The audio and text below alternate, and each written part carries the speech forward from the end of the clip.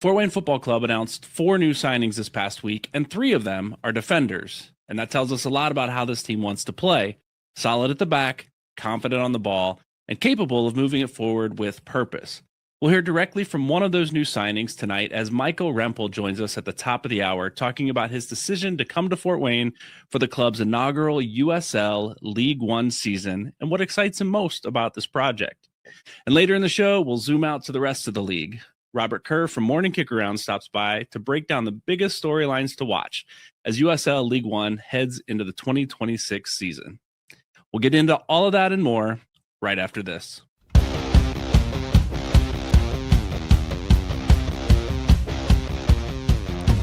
This episode of Fort Wayne Footy is brought to you by OmniSource, one of America's largest processors, distributors, and managers of scrap and secondary metals based right here in Fort Wayne. Check out their services at omnisource.com. Fort Wayne Footy is also brought to you by LaserX, the Midwest's largest laser tag and arcade. They specialize in birthday parties, corporate team building, youth groups, sports teams, and family entertainment. You can find them at laserxfw.com. That's laser with a Z. And if you get over there, be sure to tell them Fort Wayne Footy sent you.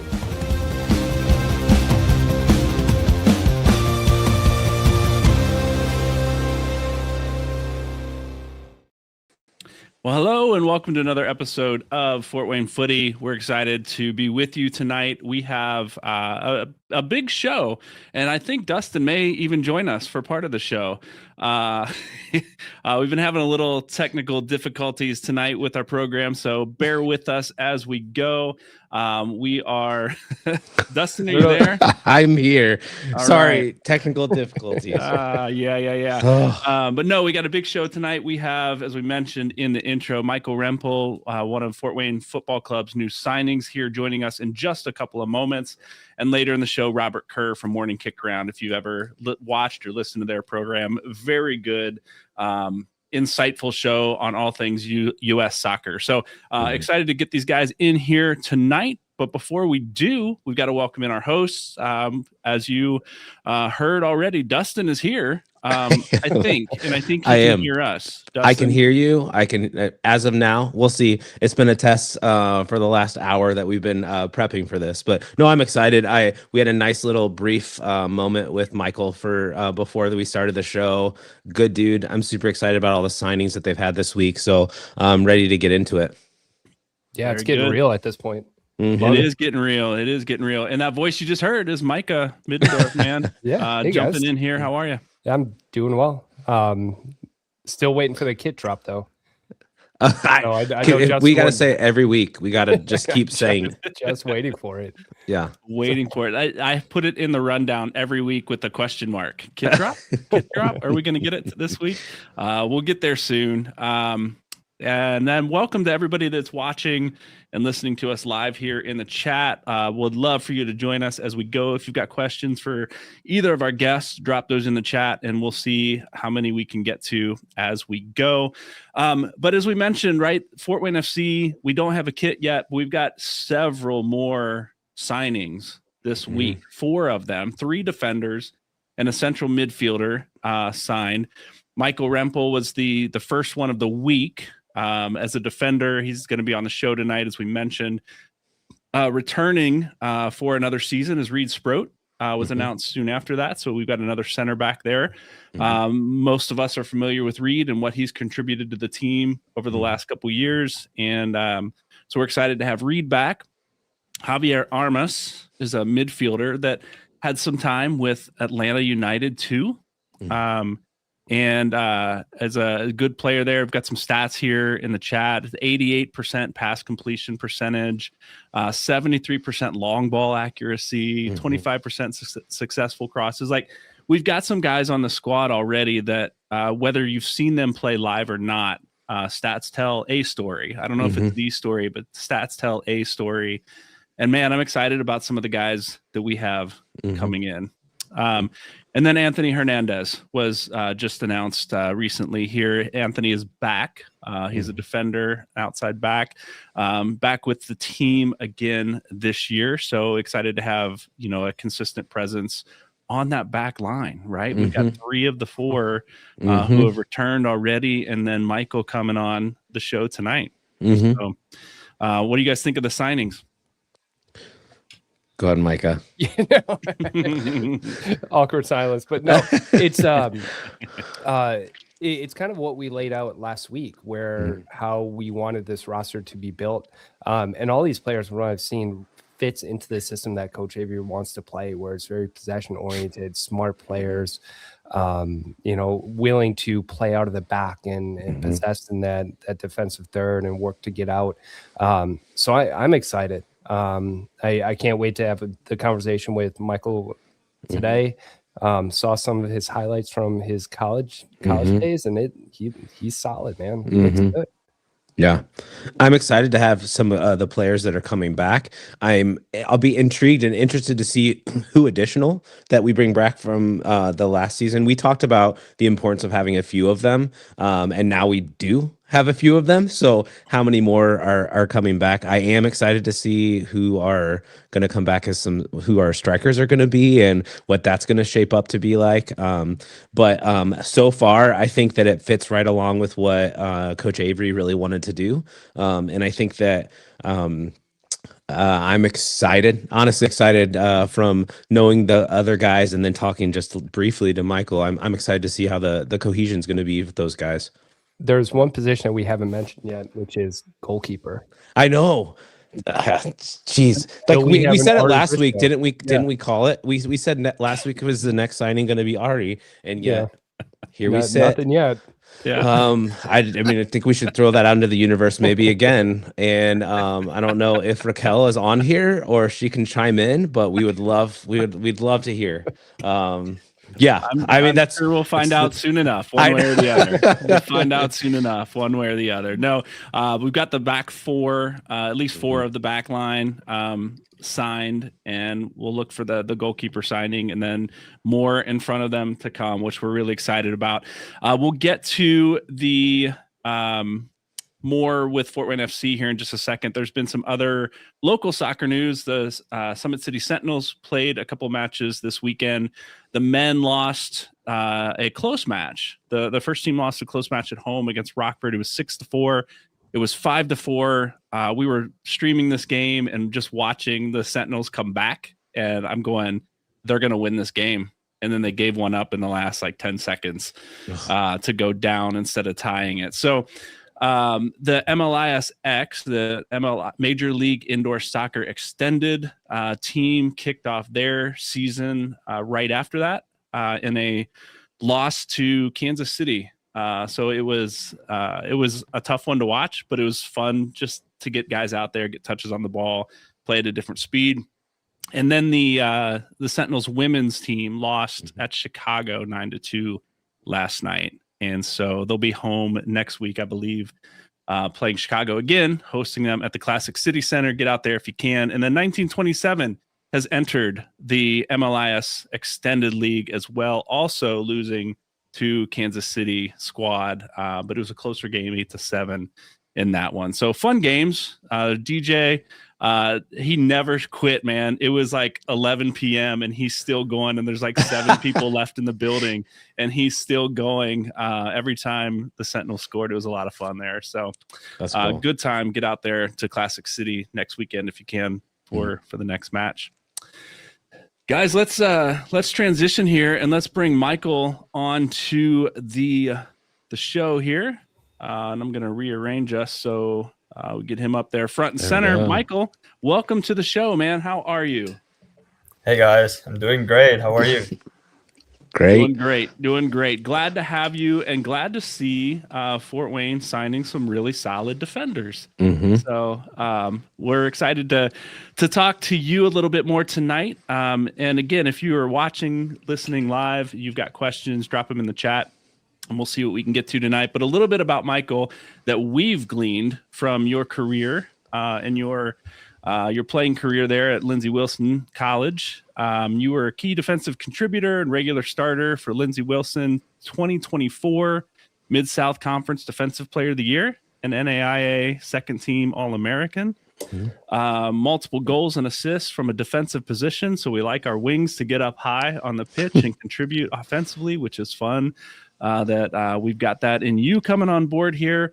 5 goals, 7 assists, I think, in 2024, named to conference national academic teams and earned character honors. And that's one that I want to get into a little bit later with you. 2-time champions of character recipient for your squad, which was pretty cool. So we not only have a good player, we've got a good person, it sounds like, coming to Fort Wayne. So Michael, welcome to the show. Tell us a little bit about yourself and your background. Thank you, guys. As I mentioned before, I'm a really great soccer fan since young. Or I could say sports fan. I do like every sport. I'm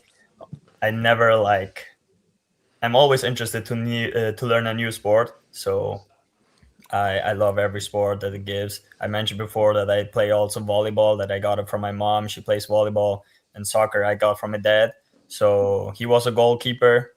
I didn't get to play goalkeeper. I played though one game as a goalkeeper in Lindsay during the season, because it was a crazy story. We played at Bethel, Tennessee conference game, and they have the football lines, and like internationals are not used to play at a football stadium, American football stadium.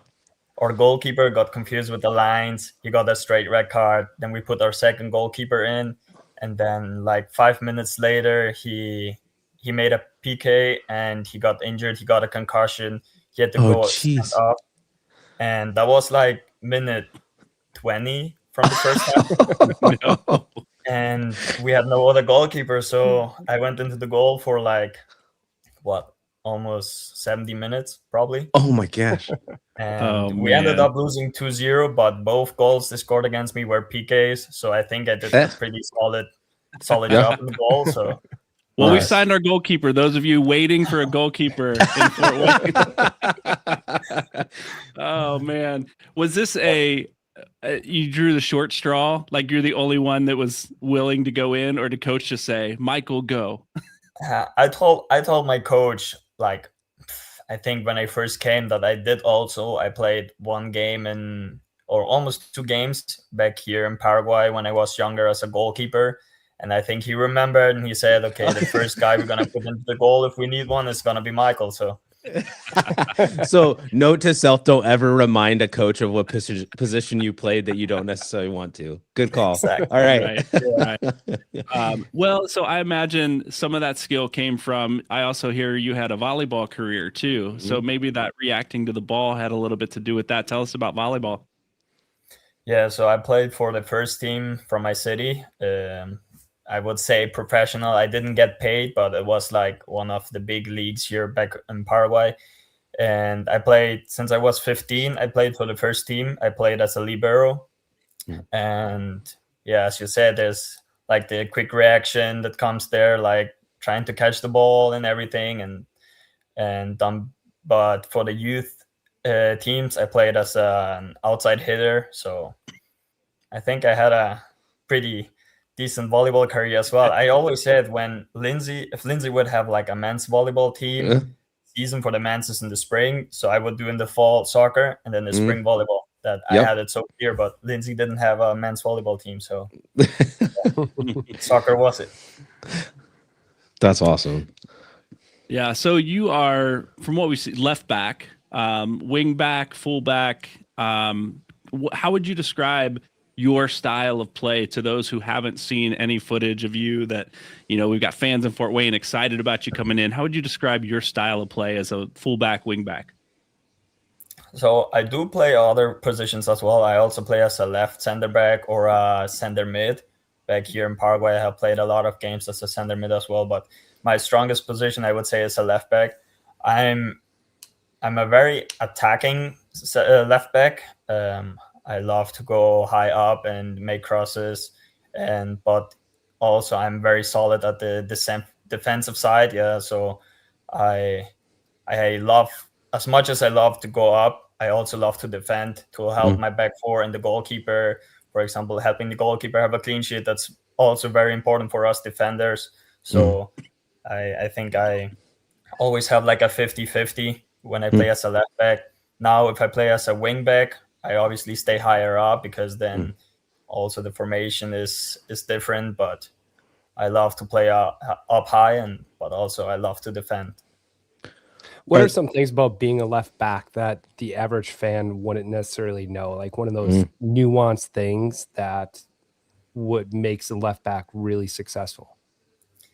I would say nowadays left backs do need to run a little bit more than they had years ago. Like now they're like transition up and down is like much more than it was years ago with soccer, because it's like just the new era of soccer. And I think also that they do need to have a good quality to do like first time crosses or something like that, because sometimes it's gonna be the only chance the team can have, and it depends on a good cross. And yeah, I think you gotta have good resistance and good quality. Yeah. Now, are you naturally a left-footed player? Yes. Okay. Awesome. Cool. Nice. So talk to us a little bit. What are some players that you watched growing up or that you currently watch right now that really give you inspiration or you like to emulate on the pitch? So my biggest idol is Cristiano Ronaldo. Okay. Yeah. But I do also like Messi. I don't like to compare those. Many people compare them. I don't like it. My inspiration is Cristiano Ronaldo because I do believe in hard work, and everything he has accomplishes because of hard work. And I kind of see myself, everything that I achieve because of hard work as well. Everything I have done to go to the US and play soccer at the college level, and now getting my first pro contract, I believe it's totally hard work that I have done to get this opportunity. So my biggest inspiration is Cristiano Ronaldo. But if we now talk as a left back position, I always have Marcelo from Brazil, Marcelo and Luke Shaw. Okay. Those are like my two, I would say, inspirations as a left back. Quality players. I mean, it's not like Joe Schmo off the street. We'll take that. Yeah. I personally like to model my game after Micah. I mean, maybe 20 years ago. So I was a goalkeeper. You don't want me back. modeling my game after you. So, oh man. Well, hey, I know we talked a little bit earlier about your path to playing professional soccer. Give us a little bit of that background, a little bit of that story, and your hopes and your dreams, and where you're at now with that. Yeah. So as I mentioned before, I love soccer since I was young, or sports. I love to be involved in sports every time. I'd made the academies at the biggest club here in Paraguay, which is Olympia, and I played since I made the U17, 18, 19, and the reserve team there. But then COVID came and everything shut down. And I thought that was the end of my soccer career, because after COVID, like the team didn't call me back to play with them. So I thought that was my last chance to, or like that was it with soccer. But then I heard about the showcase back here in Paraguay, where like a company or like an agency made a showcase where coaches from the US came down here to like look for players to give them scholarships or offer them scholarships. And I participated twice. In the first time I got 4 offers, but I don't know how, but I said no to all of them because I was working at the place here, and I was just like, I just accepted like a new position, a higher position, and I couldn't like let them down because I just said yes to them. So I said no to all the 4 offers that I got.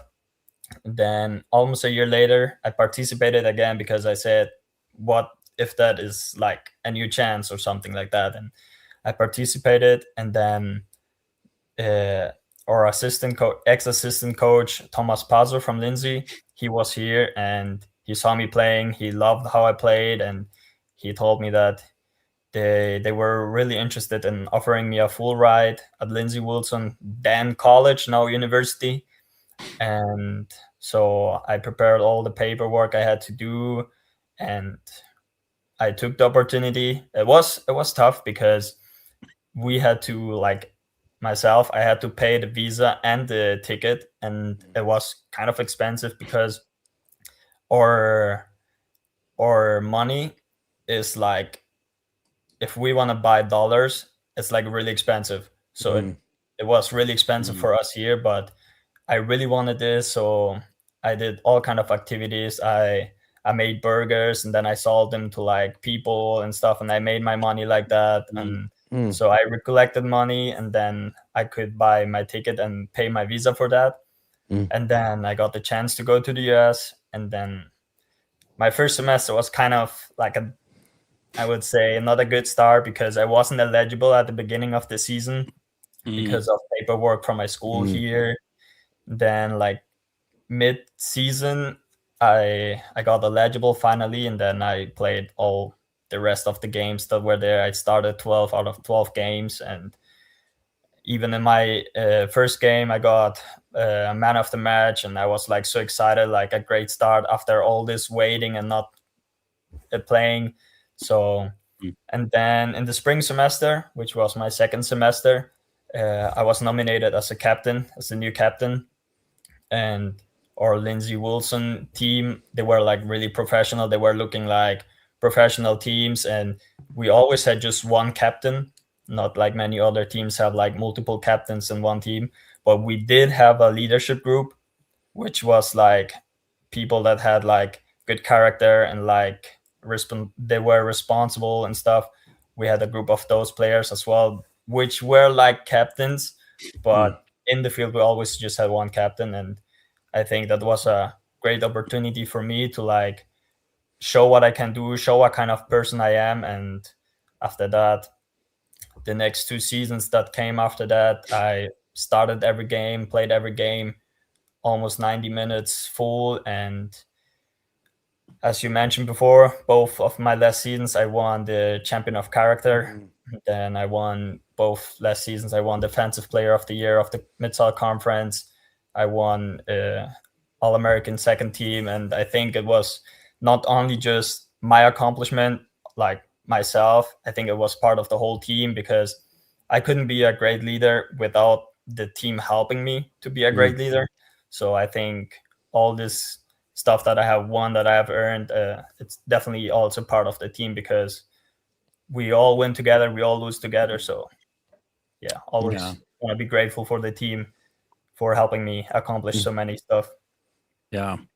Well, you just a call back to your idol, Cristiano Ronaldo, and your hard work. Like, that's not just on the field. You're talking, you were making and flipping burgers to earn money to, get to the States to play. And so I think that goes a long way to speak to someone's character and their willingness to contribute on and off the field to a team environment, and be a person of leadership and character. And so I got to say, I really respect that. Absolutely. And so excited that you're here. So what, that college career sounds like you well-decorated college career in your last couple of seasons at Lindsay Wilson, with the awards and that you've received and things like that. What drew you then to Fort Wayne to play here for Fort Wayne Football Club? So the connection to Fort Wayne, I got from Scott Wells, who was my coach at Asheville City SC during the summer in USL League 2.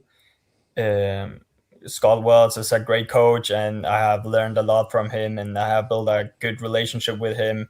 He's a good friend of mine, and since the beginning, since I played with Asheville, he told me, I'm gonna help you go pro. And he told me, if you believe in me, trust me, I will make it work. And I believed in him, and he sent me a text after it was during my season with Lindsay. He said that there's a team that wants to talk with you, that wants you to like join their team. And then he told me it was Fort Wayne, and I trust Scott, and I know he wouldn't tell me about this offer if he would not like think it's a good program for me. It's a great program for me. So I trusted him. And then I had a meeting with Coach Avery, and then they presented me like the project. And as I said before, now I'm now I joined the best team in the USL One. Yep, absolutely. Yep. Talk to us, kind of switching a little bit, but talk to us a little bit, because we talked to a lot of the players last year about this, but do you have any pre-game rituals or anything that you do before a game that, like, consistent every single game you have to do?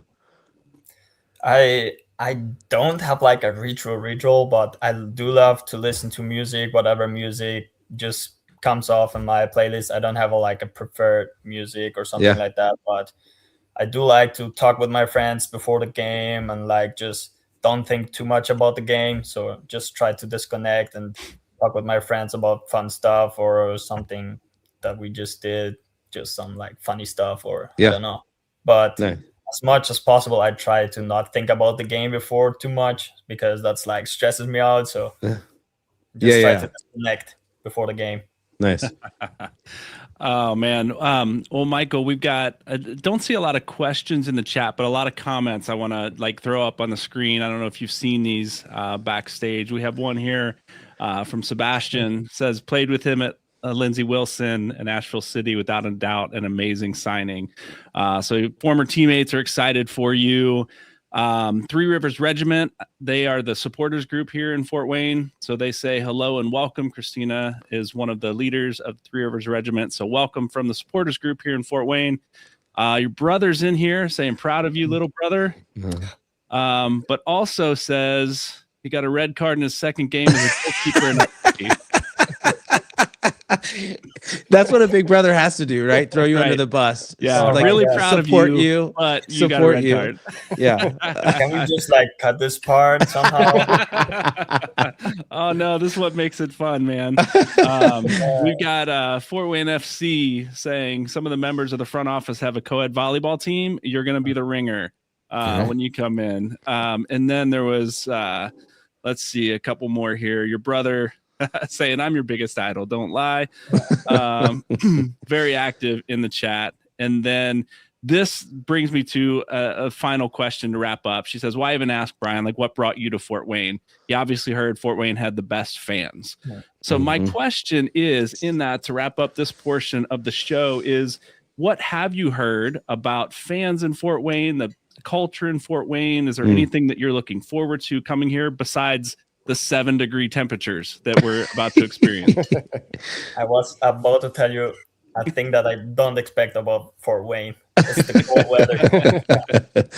No, but I have heard great things about Fort Wayne, also Indiana. As I mentioned before, that I went to Indiana to the state before to play soccer games with Lindsay. But I have heard Fort Wayne is a great city, great people. Same thing I can say about Columbia, where I was in Kentucky. I think that's something that tells about a lot about the people. If it's a great community, people are nice and people are always there to help you in whatever step you take. They're always supporting you. And I think that about Fort Wayne. I have heard that about Fort Wayne, and I'm so excited to live this coming year in Fort Wayne. Yeah. Well, Michael, thanks for joining us. We are excited to have you here in Fort Wayne. Like I said, we're excited about the player that you are, that we've seen on video, but even more excited about the person that you are, and the awards of, champion of character and things that you've won that you're bringing with you to Fort Wayne. So looking forward to meeting you here in person in a couple weeks, whenever that visa happens and whenever preseason starts and all of that. We look forward to having you here in Fort Wayne and seeing you out on the pitch. Yeah. Thank you, guys. See you soon. Yep. See you, man. Thank you, Michael. Thanks for joining us, Michael. All right. Let's take a little break here, go to our sponsors, and we'll be right back. This portion of the show is brought to you by Dead One Pest Control. If you've been looking for a local pest control service in Fort Wayne and surrounding communities, look no further than Dead One Pest Control. They work with both residential and commercial clients to get rid of all types of pests, including those dreaded bed bugs. No job is too big or small for them to handle, so you can count on their capable crew for whatever local pest control service you need. Reach out today to schedule an appointment at deadonepestcontrol.com. And remember, the only good pest is a dead one. And if you're looking for tree service of any kind, including removal, trimming, stump grinding, or landscaping, check out R&T Tree Experts. They work year-round, even through these cold winter months, so you don't have to wait for spring. Just visit their website, fill out their estimate request form, and be sure to tell them Fort Wayne Footy sent you to receive 10% off your service. All right, and we're back with the second half of the show. That was a fun interview with Michael. We're excited to have him here in Fort Wayne with the team when preseason begins. But we have another interview here, another great guest joining us, Robert Kerr from the Morning Kickaround podcast. We're going to bring him on the screen right now. Robert, how are you, sir? I'm doing very well, gentlemen. How you feeling? I'm feeling a little underbearded here tonight. And with my usual Morning Kickaround co-host, he's got a magnificent beard too, so I guess I shouldn't be surprised. Yeah, there you go. You have more hair than most of us, though, so we're a little jealous of that as well. So it's good to have you, Robert. Thanks for joining us. Dustin's having all kinds of technical issues. So every time somebody comes on the screen that's new, it kicks me out. So sorry. Oh, man. Yeah. So, Robert, thanks for joining us. We've taken to your show quite a bit here as hosts of this podcast, just learning, we've had a USL 2 team here in Fort Wayne for a couple of years, and we're learning the ropes, and we're learning about teams, and we're learning about, what is that? Oakland County. Yeah, Oakland your very County. first team of the USL, very first match as a USL game was up on a stormy, cold night in suburban Detroit. You guys lost 2 or 3-0 up in Oakland County, but you guys have done awesome things, and obviously you've won a lot at the USL 2 level, and I couldn't be more excited for you to take this big step forward. Yeah, we're excited here in Fort Wayne as well. And so we have fans that, like us, are unfamiliar with USL League One soccer. We hear about USL Championship. We know all about Major League Soccer. USL League One is new to us here in Fort Wayne. And so we're excited to have you on to share a little bit of your knowledge from Morning Kickaround. And you guys have your slogan is dotting the map of the American soccer landscape. Tell us where that came from and what you mean by that. Well, we're in the era of mass expansion, especially in the USL, but across all the soccer leagues. And Jason and I kind of got fuel in the fire of the show and just content in general when the USL announced in the spring of 2025 that they were going to add a first division. And then just a few weeks later after that, they decided to vote for promotion relegation. And then so there was already an impetus to infill this league, this USL League One, which started in 2019 at just 10 teams. And so with the advent of USL coming, there's been an influx of teams. Hopefully, they're kind of bulking up the USL Championship and the USL League One, which is going to be the biggest it's ever been in 2026 at 18 teams when Fort Wayne enters the fray. And so I think that in the Morning Kickaround, both the expansion of stadiums across the country, we dot the map there, and then new teams coming online at all different levels from top to bottom, from amateur up to MLS. There's been new teams, and then we're about a year into doing the show, Morning Kickaround, and we've been getting, more and more people on board, regular viewers and channel members, and so we've just been, literally putting dots on the map with the channel members, and then adding density. So with promotion and relegation, we're going to have at the lower end of the pyramid, there's going to have to be regionalization, and then so over the process of what's going to take years is we're going to dot the map, and hopefully on the other side we'll have lots of dots on the map. So we'll have regionalization for leagues like USL League One, then a matter of fact, and then stuff below them to kind of feed into them as well. Because one of the takeaways of 2025, I think some of the best soccer stories came from USL League One in 2025. But when you talk to teams, especially on the west side of the country, I don't know if a team in the third division can make the trips and the travel that they were doing. I don't know if they can do that long term. So especially on the West Coast, adding regionalization is going to be key. And they're like this week, we talked about a new team popping up in Oregon, and then they're going to try to do another team in Fresno again. And we talk about on the show about the there is a role at USL front office, Justin Papadakis. He's like chief real estate officer. And you guys have probably had run-ins with him with the whole stadium and going pro and all that. But he's going from town to town, trying to make relationships with city council members or folks with access to land deals and stuff like that. And they're really trying to get multi-purpose plus stadium things in as many cities across the United States right now. Yeah, there's a lot happening, no doubt, and we're excited here in Fort Wayne to be part of it, and love that we get to hear the other stories from podcasts like yours that are happening across the country. And you mentioned the travel from the West Coast to the East Coast, or even to the Midwest, and we talked, I think it was last week, about 1 week in a Saturday to Saturday. Fort Wayne plays here at home.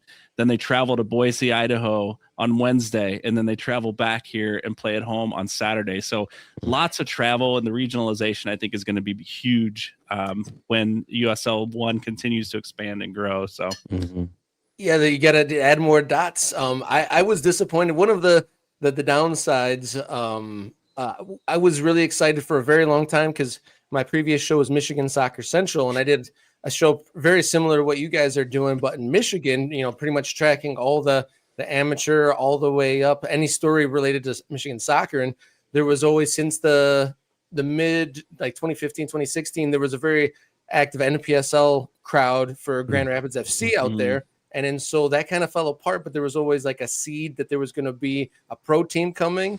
And it eventually did come down the pike, and I was hoping it would be in the USL. So either in the USL League One where you guys would compete, or in USL Championship, and there'd be a cross Michigan DCFC versus Grand Rapids thing. But unfortunately, they went to another American soccer league at this level, MLS Next Pro, which is a whole nother kettle of fish. Yeah. Yeah, for sure. Well, I want to get to some of these big stories in USL One, but before we get there, one of our hosts that's not on the show tonight was listening to your program, and I was listening this last week, and your co-host Jason Davis that you mentioned, he says the quote we pulled from that is, if you love American soccer, if you love the growth of American soccer, if you're interested in the stories that are percolating up, not the big ones at the top that are going down, but the little ones that are bubbling up, then become a subscriber. The question in that is, there is a lot of expansion. There are a lot of stories. How do you uncover these stories that are not necessarily right in your backyard and avoid some of the big obvious ones that, everybody's covering? It comes from a few different things where I have to credit the channel members, the Morning Kickaround Discord. There's people all across the country that are paying attention to their own local markets, and a lot of the people that have taken the effort to support at that monetary level to do that, they're most of them are interested in their local teams, whether it be USL2 or NPSL and stuff like that. Those guys are really invested, and they'll also be sending stories, and Google Alerts helps a lot too. And then I am decently connected in the Michigan soccer realm, so people send me stories from there. And then Jason's veteran within the industry, so he has a lot of people reach out to him, and it's just a mix of different things to try to stay in touch in as many different places. And I can't credit the we call them MK Ultras, the channel members. They really do, especially like the city council are preparing to approve this and that in various cities. And it seems like in the last couple of months, there's something almost every other day in a city, big or small across the United States. There's some sort of a pitch going on for land or some sort of exploratory relationship with USL or something. We have actually been making a joke that this the USL executive Papadakis is on like a barnstorming old-fashioned whistle stop tour, like an old baseball guy, going to all the train stations across the country trying to pitch, building a USL or a soccer specific stadium with some sort of a mixed retail or housing sort of a thing. Like, hey, it's a big benefit for the city, but it's also, a great place to put a soccer team, because I think the shine's taken off of lower league baseball a little bit. And I think I think that story that came out from The Economist that soccer has taken over the third place. Yeah, from baseball. I'm not sure at the top of the ladder that makes a big difference, but I think in where we're talking about the medium sized level, I really think that's where that jump has come. Yeah. And you mentioned your MK Ultras. We have Ryan Smeltzer in the chat here as one of our Footy faithful, is one of your MK Ultras. He's one of those guys, I imagine, that has a lot of stories to share back and forth. So grateful for folks like Ryan who you know, forward the stories. And I love Ryan because he's kind of a parallel guy to me, because I do a lot of the same things he does for Fort Wayne, but for Oakland County FC. So I'm a seasonal full-time guy for Oakland County FC, and then the rest of the year I try to rebuild my life while doing Morning Kickaround. You guys know that. The short season, summer soccer season, it kind of takes over your life there for a minute. You throw yourself into it, and then snap, it's over, and you gotta. Oh wait, I gotta take care of some other stuff. We're jumping in. We're jumping in from that to now the full season. So we're excited about that for sure. I honestly think that Detroit City FC, the NGS, are still making that transition. They're probably there now, but I mean, going from their hardcore days of NPSL, you got like maybe 10 dates, and then you go to a 9-month schedule. It's a whole different form of support. Yeah. And we have DCFC coming to Fort Wayne this year in the USL Cup later this season. So we're pretty excited about that. And I think that is pretty clever. While I hope that it doesn't take too much air out of the U.S. Open Cup, which is in a funny spot right now. But I do like that they've somewhat engineered a way to get more games for USL 1 teams. And then that has, in a way, added some regionalization in combination with the Open Cup, because we talked to AV Alta. If you check out the Morning Kickaround channel, we've talked to most of all of the expansion sides, either a coach or a team representative from all the new teams. But we did talk to some of the newer teams this year, including AV Alta, which is out in California. And without the USL Cup and Open Cup, that was the bulk of their regional schedule, was the cup competition. So I am excited for you guys to have NGS come into your town. Did they ever in the NPSL days? Were you guys ever in the NPSL, or did you go straight to USL 2? Straight to USL 2. That's okay. I knew that. I just mentioned that you guys came to Clawson, Michigan. I think there was talk of NPSL, and then USL 2 came into play right as they were forming the team, and but we've been USL 2 since the beginning there. I could be wrong, but 1927 might have been NPSL, years ago. Don't quote me on that. I'm not one. I do think he talked about it though. Yeah. When he came on, I think he talked about that. So it was a Fort Wayne Sport Club at the time. They just rebranded to 1927 this last year or so. So let's get into some of these big stories here in USL 1. There's new stadiums. You guys have done shows on that. We're following Boise's stadium build. We're obviously following Fort Wayne FC's stadium build. What are you seeing that has piqued your interest as a soccer fan of maybe the new stadiums that are going up that you think are going to be the ones like the premier stadiums in the league? The premier stadiums in USL League One, I think that the Boise one is going to be very interesting one to take hold. I actually think that you guys are going to be, once it's all said and done and built up, you guys might have the jewel of the league. I really think, honestly, I hate to be skeptical, but I think that the big storylines is how many teams are going to be hanging tough. There's, in the long run here, because like I said, the league started off with 10. They were up to 14, and the league was actually going into 2026. There's 18, but it actually, not too long ago, was supposed to be 21. Yeah, it was 21. We've talked about this. Yeah. So I honestly think that some of the best stories of 2025 in American soccer were in the USL League One. I think we're going to see the best and the worst of American League soccer with USL League One, because I feel like in the next couple of years we're going to see a lot of coming and going, because Fort Lauderdale was supposed to be there, they delayed. Cascades was going to be there and they delayed, and then Texoma dropped down. So there is some volatility, and I will say, and not every team should be the same, obviously, but I think that there's some big disparities between some of the teams of the professionalism level or There's some other teams like Corpus Christi. I don't know what to expect from them because they're in a similar position. They were at a USL2 team, and they're moving up to professional level. And we'll see how both organizations adjust to the new workload, the longer seasons, and obviously the higher costs. But I think it'll be interesting to see how everything plays out in that way, and how travel plays out, and how supporters take to it. I'm curious to think of, what do you guys feel like about going from, I'm assuming, I don't know you guys' home venue, I'm assuming it was a high school type of a scenario for Fort Wayne? College football stadium. Yep. Going to a custom soccer specific stadium. I'm curious this is a very unique moment, waiting for the crown jewel here. A lot of us pass it almost every day on the highway, so it's pretty exciting to watch. It's exciting for us to have an actual soccer stadium in the city, to be honest.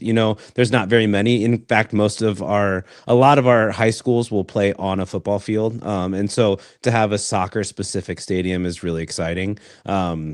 So I think that's the hype that a lot of people are getting behind as well as moving up to the professional ranks. But as we're looking at like player signings and stuff like that are starting to come out, and we're starting to get the team built around, a few players. That's also something that everyone's really excited about. But that was a question that I had for you was, hey, before we jump in there. Yeah. I drove past the stadium today, and it was a whole new feeling for me. Like, Robert, I don't know if you've been down here, if you've seen it at all, but it's right off of the highway. Like, you can almost reach out your window and touch it as you're driving past. It's in a beautiful location, very visible. It's not downtown, which that was the thing that, some people wanted, but it's very visible for anybody traveling through Fort Wayne. And I drove past, and I had a different experience this morning because I bought my season tickets the other night, and I went, that's where I'm going to sit. And I could, see it straight from the highway. I see, like, the seats aren't in there yet, but I can visualize where it's going to be.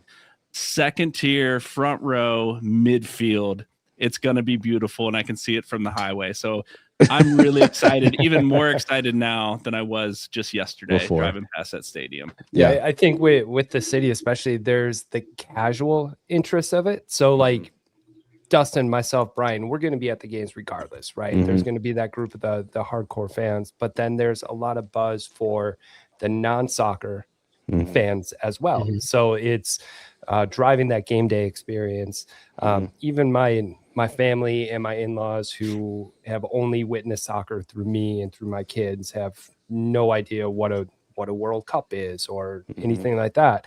They're excited about this stadium because they drive by it. So I think there's a lot of excitement around the city right now, where it's should be a good turnout and drive that financial side of it to have that stability here in Fort Wayne. So it's become it's mainstream there locally. Yep. Yeah. Yep. It's outside of the bubble that the soccer fans live in sometimes. I'm getting fewer and fewer people asking, what's that thing going on? What is that? What's that stadium? What's that building? And I'm getting fewer and fewer of those, and more people going, that soccer stadium looks kind of cool. And so, it is becoming much more mainstream. And so it's exciting in that regard too. Was there any crossover? I had in a previous life, I worked in hockey, and I worked for the Kalamazoo Wings, and I was super over excited and surprised that the rivalry between Kalamazoo and Fort Wayne Comets always rung out. Oh, heck yeah. Has any of that support from the Comets carried over to soccer? Some of the front office staff has, for sure, has been with the Comets and is now with Fort Wayne FC. We'll see. I think that's yet to be determined if the Comets fandom transitions over to Fort Wayne FC. The Comets still alive and well? Still alive and well. Yes, sir. Good. Yep. Yeah. So, Dustin, I cut you off, man. You're good. Question. No, you're good. No, I was just going to ask you, as we are looking in like USL One, and we're seeing all those players getting signed, and we're seeing new players that we didn't know before, and we're seeing a lot of players from the USL2 team that are being signed as well. As you're looking across the league and you're looking at players that either have been signed or that are sitting out there, that are just waiting to be signed, do you follow players very, very closely, or do you see some that you're like, that's a good pick that I would say is kind of waiting out there to be signed that probably could excel pretty well in USL One? I would say maybe a little while ago, like about 9-12 months ago, I would have been following players more. Yeah. But like kind of the scope of things has broadened so much Yeah. that we've almost like unintentionally ventured into more of like the businessy kind of side. Yeah. Because Yeah. we're covering like city council meetings, Oh, yeah, for sure. or rumors about the format of promotion and relegation, Yeah. or tracking, like speaking to team executives and stuff like that about their teams, because Yeah. we're following a few teams in a series called Countdown to Kickoff, Yeah. and we're kind of getting like behind the scenes of like kit designers and the Ooh. coach. We actually, I think you're in for it when you guys play at AC Boise. The coach Nate Miller there made me want to run through a brick wall, and that was just like through the video screen like us. So that sort of thing. So I can't necessarily speak to some players like if I've seen them personally or if they have a connection to Michigan or something like that. Because there was a player on Boise that came from the old Lansing Ignite team. Okay. So that stood out, and that was in the inaugural year of USL League One pre-COVID. There was 1 year before it, and then a lot of those teams didn't make it through to the other side of COVID, but there was a player on there that followed Coach Miller on his travels across. Can you believe it? American soccer coach Nate Miller. This is a great American soccer story. Played or a coach now for 3 different expansion teams that have started from zero. So I call him, he's the American expansion specialist. Yeah. That was a good interview. I got to see that one. And did you have any connection with Nate when he was in Lansing before he moved out of there?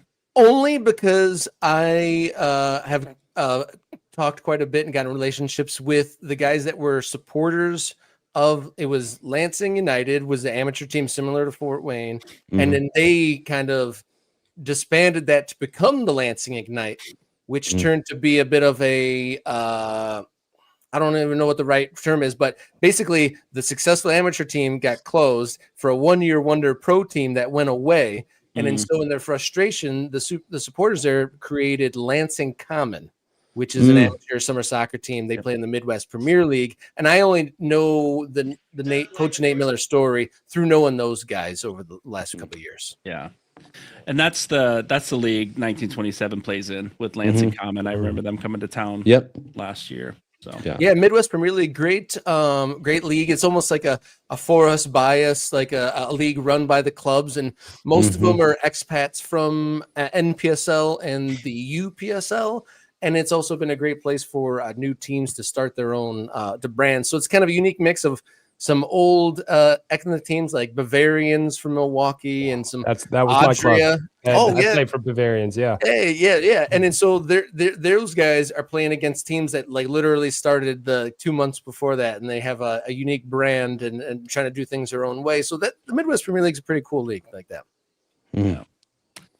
But we're not talking about that. Yeah. We can. We're Fort Wayne Footy, man. We can talk 1927 as well. But as you look at, you mentioned a lot of the new teams coming in, the expansion teams coming in with Boise and Fort Wayne and Corpus Christi and the Cosmos. Naples is new. Sarasota's new this year. What, as you look across the landscape of those expansion teams, are there any that, is it too early to speak to any of those teams that might make waves in USL One, or is the league volatile enough that a new team can step in and really make waves early on? Well, the reigning champions is one Knoxville. And they won both the league, so like the Supporter Shield equivalent, and the playoffs. So undisputed winners. So you'd think that they'd be the favorite going in, but with there's 5 new teams. It's hard to say one of them hits the ground running. If you look up at Major League Soccer, obviously not the same maths, but San Diego first year, lightning in a bottle. Similar, Atlanta United did that back in the day. And I wouldn't be surprised that Naples did pretty well in their first year. Avialta had a good start and kind of came midfield. But I really do think that with most players are only on 1 or 2 year contracts, and then with how new the teams are, I really think it could be anyone's game. I'd give the reigning champions the leg up, but it's probably wide open as it stands with just so many unknowns. And I think the next couple of years it's going to be like that because there's Cascades and Fort Lauderdale are saying they're still going to come into the league. They just delayed. And there's other ones that, like I said, we hear almost every other day about a new team exploring the opportunity to do that. So I would say, it's anyone's game right now. Maybe some of the teams that finished at the bottom, Westchester SC was a new team. They did not fare as well as the likes of Naples, and they finished dead last. They completely cleared house of their entire coaching staff. So who knows? Maybe they make a 1-year turnaround, or maybe they form their early identity as a cellar dweller. It's hard to say. Yeah. Well, I was just going to say, like, I grew up in Cincinnati, but I'm an FC Cincinnati fan, FC Cincinnati host of Cincinnati Soccer Talk. These guys know that story, but we came into the league very different in MLS than Atlanta United did and San Diego did, 3-time wooden spoon winners. So it's nice to be at the top there as well. And we hope Fort Wayne gets there. Congrats on the turnaround. But so what turned your head to Fort Wayne from Cincinnati then? So I live in Fort Wayne, grew up in Cincinnati. And it's nice to have a hometown team. And so still following FC Cincinnati, different league. I feel like my allegiance can lie there still and pick up allegiance here in Fort Wayne. So when we had a team, my dream was to start a podcast like this, to do it. And we finally did this last year. And now the team's going pro, new stadium. We got a lot of buzz happening right now. It's a heck of a time to start a podcast about the amateur side. Absolutely was. Absolutely was. Micah, did you have anything before we get Robert out of here? We're going to wrap up the show here in a minute, but didn't know if you had any burning questions you wanted to throw his way. No, I just thank you for the shout out for Bavarians. So I don't get much from the Milwaukee area, but absolutely love that club. Great club, great environment. Had a great experience there. Yeah, it's one of the models you'd want any club to be in. They have their brew house and all their training fields and all the history to lean on. That's the sort of thing that I can't wait. A generation that Oakland County FC. Hopefully we could have something, a slice of that. And I can't lie that I'm jealous. You guys, like, I'll say again, Oakland County FC beat Fort Wayne in their first ever game. But DeMarcus Beasley came out and cheered his team off. It was a cold, miserable day, and he still posed for pictures. So he's a gent for that. But you guys, like I said, have gone lengths and bounds with divisional titles and now going pro. So exciting times in Fort Wayne, no doubt. And I think the league ahead, hopefully more and more teams join in and that density and those dots increase, and you guys won't have to go to Boise and California and stuff like that, or at least not all that often. But fingers crossed that it all leads to longevity. Yeah. Well, I'm excited for the first game in Naples. I get to fly down there with my son for their first match. So their inaugural match in USL League One. So that'll be a lot of fun. And hopefully I get to go to California and Boise at some point and see their new stadiums, their new teams and all of that. So our fingers are crossed that Boise invites us out there. I'm hoping for that in the back of my mind. For sure. Well, you're not too far away from us here in Fort Wayne, and hopefully we can make something happen. I'd love to get together and with you and your co-host and see what happens when Detroit City comes to town later this summer. So Robert, thanks for joining us today. Host of Morning Kickaround. Tell us where people can find you and how they can learn more about your show. Okay, so Morning Kickaround is an interactive show. We do it 3 times live a week, Monday, Wednesday, and Friday, 9:30 to 10:30 Eastern time. And then we kind of slice up those segments and put them up as separate videos. So we post just about a video every single day based off the 3 live shows. And then on social media, we're growing across the platforms, and we are at MKickaround across all the platforms. But we're really focused on the YouTube and the YouTube growth, and I can't wait to see you guys there early in the morning.